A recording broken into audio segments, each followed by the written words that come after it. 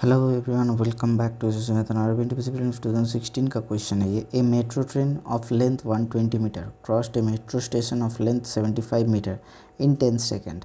What is the speed of metro train? पहली बात, metro train का लेंथ है 125 मीटर। ये ट्रेन है, ठीक है, ये ट्रेन है।